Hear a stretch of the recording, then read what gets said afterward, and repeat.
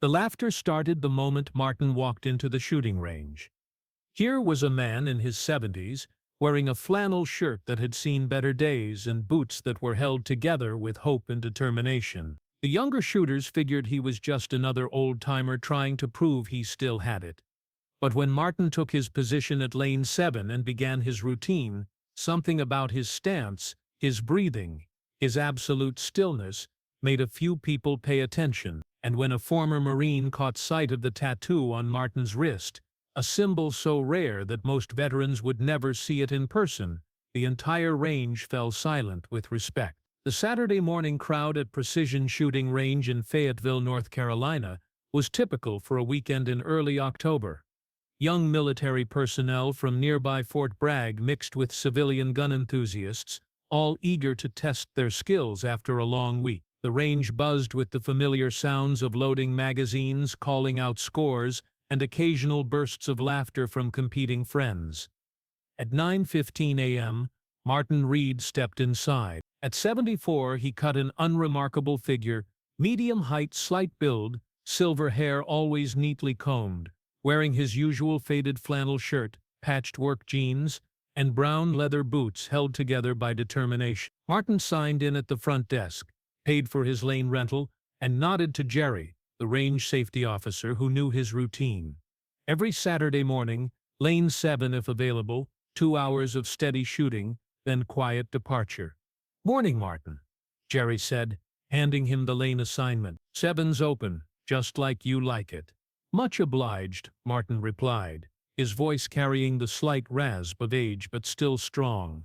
As Martin made his way toward lane 7, he passed a group of 5 young soldiers, setting up at lanes 2 through 4. Their haircuts, posture, and easy camaraderie immediately marked them as military. Staff Sergeant Jake Morrison, a 28-year-old Army Ranger with 3 Afghanistan deployments, was their informal leader. "You see that old-timer?" he said, nodding toward Martin. "$20 says he can't hit the paper from 25 yards. The others laughed. Specialist Tommy Chen, fresh from sniper school, shook his head. "That's not even fair. Guy looks like he can barely hold the gun steady." Private First Class Marcus Davis was setting up his AR. "My grandfather used to come to ranges like this. Always said he was keeping his skills sharp, but I think he just liked the noise." Sergeant First Class Kevin Park, a combat veteran with 5 deployments, was more charitable. "At least he's still getting out and doing something." Corporal James Wilson, a former Marine turned Army, suggested, "Let's make it interesting. After our qualifier practice, we challenge the old man to a competition. Winner buys beer." Jake grinned. "I'm not sure it's fair to take his Social Security money." Their laughter echoed through the range, completely unaware that Martin was listening to every word. He had learned to let such comments slide.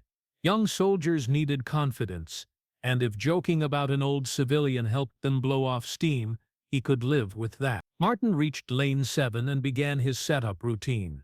He opened his worn leather range bag and carefully removed his 1911 .45 caliber pistol, his companion for over 50 years. The weapon showed its age with worn bluing and grips polished smooth by countless hours of handling, but it was immaculately maintained. As he loaded his first magazine, Martin's movements were deliberate and precise. No wasted motion, no unnecessary flourishes. Just the efficient actions of someone who had performed these steps thousands of times. The young soldiers continued their banter while preparing for annual marksmanship qualification. Tommy Chen glanced at Martin's stance. "Check out Grandpa's form. Looks like he learned from old war movies." But Kevin Park, observing more carefully, wasn't laughing. Something about Martin's posture looked familiar. "Actually, that's textbook shooting stance. Old school but perfect form." Martin raised his pistol with smooth, practiced movements. When he fired his first shot, the report was clean and sharp. Shot after shot, his form remained identical. Same stance, same grip, same breathing pattern. There was a metronome-like quality that spoke of years of disciplined practice. "Okay, that's actually pretty smooth," Marcus admitted, his tone more respectful.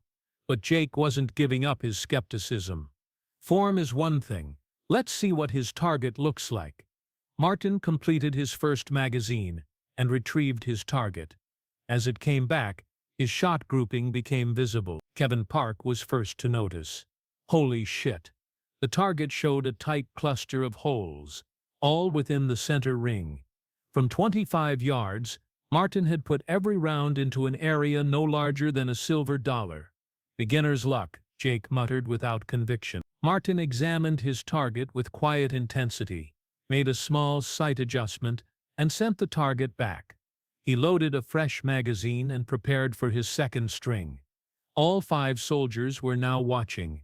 Martin's second performance was identical to his first. When he retrieved the target, the group fell silent. The new holes clustered in exactly the same spot, creating a single ragged hole in the center. "That's impossible," Tommy Chen whispered. James Wilson had been studying Martin more carefully. Something about the old man's movements nagged at him. As Martin reached for his third magazine, Wilson noticed the flannel shirt had ridden up slightly, revealing the edge of a tattoo on his right wrist. "Hey, old-timer," James called out. "Mind if I ask where you learned to shoot like that?" Martin paused and looked at the young soldiers. His expression was neutral. "Here and there," he replied simply. Jake wasn't satisfied. "You don't shoot like that without serious training. What branch did you serve in?"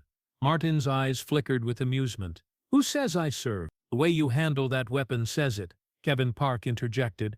"That's not civilian shooting. That's military precision." The conversation had drawn attention from other shooters. Among the gathering crowd was Master Sergeant Robert Hayes, a career soldier with over 20 years' experience and a reputation as one of the finest marksmen in the 82nd Airborne Division. "Mind if I take a look at your target?" Hayes asked, approaching Martin's lane. Martin nodded and handed it over. Hayes examined it carefully. "This is professional-level shooting. I've seen Special Forces operators who couldn't shoot this well under pressure." The compliment made Martin uncomfortable. He reached for his fourth magazine, hoping to deflect attention back to shooting, rather than himself. But Tommy Chen had positioned himself where he could see Martin's wrist more clearly. As the old man reached for ammunition, his sleeve rode up just enough to reveal more of the tattoo. What Chen saw made his blood run cold. The tattoo was small, perhaps 2 inches across, rendered in simple black ink. A skull wearing a green beret with crossed arrows underneath, and a single word, MACV-SOG. Chen's reaction was immediate. His face went pale, and he stepped backward. "Jesus Christ!" The other soldiers crowded around to see what had shocked him. When they saw the tattoo, their expressions changed from curiosity to awe. Master Sergeant Hayes pushed through to get a better look. When he saw the symbol, his entire demeanor changed. He immediately came to attention and rendered a crisp salute. "Master Sergeant Hayes, 82nd Airborne Division. It's an honor to meet you, sir." Martin looked uncomfortable. No need for formalities. "I'm retired." But Hayes wasn't backing down. "Sir, with respect, some things don't change. MACV-SOG operators deserve recognition regardless of their current status." The mention of MACV-SOG spread through the crowd like wildfire. For those who knew military history, the acronym represented something almost mythical: the Military Assistance Command, Vietnam, Studies and Observations Group, one of the most classified and dangerous special operations units in American military history. Jake Morrison, who had been so confident minutes before, now found himself face to face with a living legend. MACV-SOG had been active during the Vietnam War, conducting top-secret missions behind enemy lines. The unit had suffered casualty rates that were classified for decades. "Vietnam?" Jake asked, his voice now respectful. Martin nodded slowly. 1968 to 1970. 3 tours. The simple statement carried enormous weight. Anyone who had served 3 tours with MACV-SOG during that period had not only survived some of the most dangerous missions in military history, but had volunteered to return multiple times. Kevin Park stepped forward. "What was your team designation?" Martin hesitated, clearly uncomfortable. "RT Kansas. Reconnaissance Team Kansas." Hayes whistled low, Cross-border operations? Mostly, Martin replied. The crowd had grown to include most of the range's active shooters. Among the new arrivals was Staff Sergeant Maria Santos, a combat veteran, with 2 Iraq tours. My grandfather served in Vietnam, she said to Martin. He always said the SOG guys were in a class by themselves. Martin's expression softened slightly. A lot of good men didn't make it home from those missions. The ones who did learned to keep our stories to ourselves. James Wilson had been thinking about the implications. Sir, if you were with SOG from 68 to 70, you were there during the heaviest fighting. The Tet Offensive, the invasion of Cambodia. We were there, Martin confirmed. Though officially, we were never there at all. Tommy Chen, who had been one of the most vocal critics, stepped forward. Sir, I owe you an apology. We made assumptions based on stupidity. Martin waved off the apology. No harm done, son. But Jake Morrison wasn't letting it go. Actually, there is harm done. We disrespected a man who served his country in ways we can't imagine. That's not acceptable. He turned to address the crowd. This man is a genuine American hero. He served with one of the most elite units in military history, conducted classified missions that saved lives, and he's been carrying those secrets for over 50 years. Martin looked increasingly uncomfortable. I appreciate the sentiment, but I'm just here to shoot. Same as all of you. Hayes wasn't finished. Sir, would you be willing to share any stories about your service? Maybe something general about what it was like. Martin considered the request. He had spent decades avoiding these conversations, but something about the respectful attention of these young soldiers made him reconsider. I suppose I could share a few things, he said finally. But not here. Too many people around. Hayes nodded. Would you join us for coffee after we finish shooting? There's a diner down the road. My treat. Martin glanced around at the faces of the young soldiers who had been mocking him just an hour before. He saw curiosity, respect, and genuine desire to learn. I reckon I could do that, he said. The remainder of the shooting session took on a completely different character. Instead of competing against each other, the young soldiers found themselves asking Martin for advice on technique. Your grip is too tight, he told Tommy Chen. You're muscling the gun instead of letting it work with you. Breathe between shots, he advised Marcus Davis. Don't rush the process. Each piece of advice was followed by immediate improvement. Martin's instruction was clear, concise, and effective in a way that spoke to years of teaching experience. As the morning progressed, other shooters began approaching Martin with questions. He answered each with the same quiet patience, never boasting about his abilities, but always willing to share knowledge. At the diner, Martin found himself seated between Hayes and Wilson, with the younger soldiers around the table. The waitress took their coffee orders and left them to settle in. So, Hayes began, if you're comfortable talking about it, what was it like serving with SOG? Martin stirred his coffee slowly. It was different from regular Army service. We operated in small teams, usually 8 to 12 men. Our missions were classified, and we often worked in areas where we officially weren't supposed to be. Behind enemy lines? Tommy Chen asked. Sometimes, we did reconnaissance, prisoner snatches, rescue operations. The kind of work that required people who could think on their feet. Jake Morrison leaned forward. How did you survive 3 tours? Martin's expression grew serious. Luck. Mostly. Good training, good teammates, and a lot of luck. A lot of men who were better soldiers than I ever was didn't make it home. What was the most challenging part? Kevin Park asked. Martin thought for a moment. The isolation. We couldn't talk about what we did, even to other military personnel. When you came back from a mission, you couldn't share the experience. It was like carrying a secret that got heavier over time. The conversation continued for over an hour. Martin shared carefully selected stories about his military service, speaking about the dedication of his teammates, the challenges of operating in hostile territory, and the importance of maintaining discipline under extreme stress. But it was his discussion of the post-war years that proved most revealing. I went through some rough years, he admitted, drinking too much, jumping from job to job. It took me a long time to find my balance. What helped? Marcus Davis asked. Structure. Routine. I found that if I kept busy, If I had regular habits, I could manage the other stuff. The shooting range became part of that routine. What kind of work did you do? Tommy Chen asked. Martin smiled slightly. Auto mechanic for most of my career. Good honest work, and it kept my hands busy. As the afternoon wore on, the conversation shifted to current military operations and lessons from past conflicts. Martin proved to be a thoughtful analyst, offering insights from decades of experience. The fundamentals don't change, he said. Training, discipline, teamwork, adaptability. Whether you're in Vietnam or Afghanistan, those principles remain constant. Any advice for young soldiers? Jake Morrison asked. Martin considered carefully. Take care of your people. Mission first, but your people are what make the mission possible.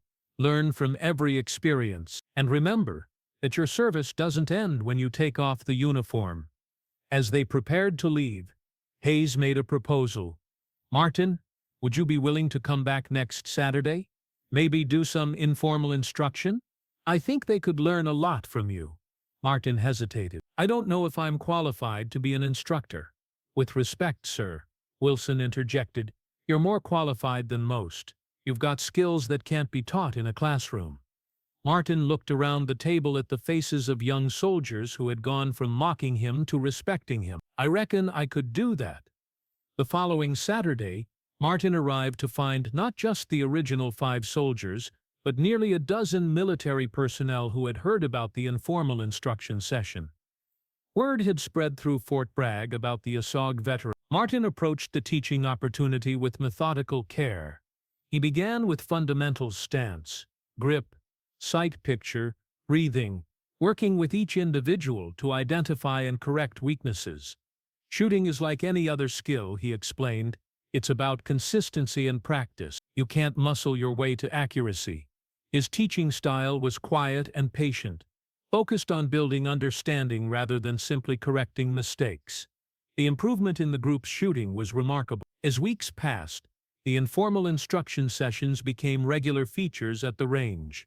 Martin never charged for his time or sought recognition. He simply showed up each Saturday, ready to share his knowledge.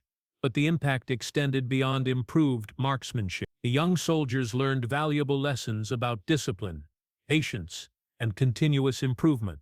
They saw what decades of dedication could achieve. More importantly, they learned about the quiet dignity of service. Martin never boasted about his accomplishments or demanded recognition. He simply did his job, whether conducting classified missions in Vietnam or teaching young soldiers to shoot straight. The story might have remained a local legend if not for a chance encounter with journalist Sarah Mitchell, who was researching Vietnam veterans. She learned about Martin's instruction sessions and approached him about an interview. Martin initially declined. I'm not looking for publicity, just trying to help some young soldier. But Mitchell persisted, explaining that his story could help other veterans understand their service continued to have value. Eventually, Martin agreed to a limited interview. The resulting article was published in Military Times and picked up by national publication. It told the story of an unassuming SOG veteran who had spent decades as a mechanic, never seeking recognition, but who had found a way to continue serving by teaching young soldiers. The article brought national attention, but Martin remained uncomfortable with the spotlight. He continued his Saturday routine, working with soldiers and sharing knowledge with anyone interested in learning. But the attention had an unexpected consequence. Martin began receiving letters from other veterans who had read his story. Many had struggled with civilian transition, feeling their military skills were no longer valued. Martin started responding to these letters, offering encouragement and practical advice about finding purpose after military service. What began as personal letters grew into an extensive correspondence network. The Saturday sessions continued, but evolved into something more than marksmanship instruction. Martin found himself talking with young soldiers about military history, leadership principles, and maintaining skills throughout their careers. The military will teach you how to be a soldier, he would tell them, but it's up to you to decide what kind of soldier you want to be, and what kind of person you want to be after. His students learned that true expertise came from years of disciplined practice, not natural talent or advanced equipment. They saw that excellence was a habit, not an accident. Perhaps most importantly, they learned that service didn't end with retirement. Martin's example showed them their military experience had ongoing value, and they had a responsibility to share that knowledge with others. The legend of Martin Reed continued to grow, but the man himself remained essentially unchanged. He still drove his old pickup, still wore his faded flannel shirts, and still showed up at the range every Saturday morning at night. But now he was surrounded by young soldiers who understood they were in the presence of something special. They had learned to look beyond appearances and recognize the quiet competence that came from a lifetime of dedication to excellence. The laughter that had greeted Martin's arrival that first Saturday had been replaced by respect, admiration, and genuine affection. The young soldiers who had once mocked his appearance now sought his guidance and valued his opinion. And Martin, who had spent decades carrying his experiences alone, had found a way to share them in a manner that honored both his service and his commitment to helping others. The tattoo on his wrist was still there, still a symbol of elite service and sacrifice. But now it was also a reminder that true honor came not from the recognition of others, but from the quiet commitment to excellence and service that continued long after the uniform was put away. In the end, Martin Reed's story was about the enduring value of discipline, the importance of mentorship, and the way one person's commitment to excellence could inspire others for generations to come. Sometimes the most important battles are fought not on distant battlefields, but in the quiet moments when one person chooses to share their knowledge with another. And sometimes the greatest victories come not from defeating an enemy, but from building up the next generation of warriors who will carry on the mission long after you're gone.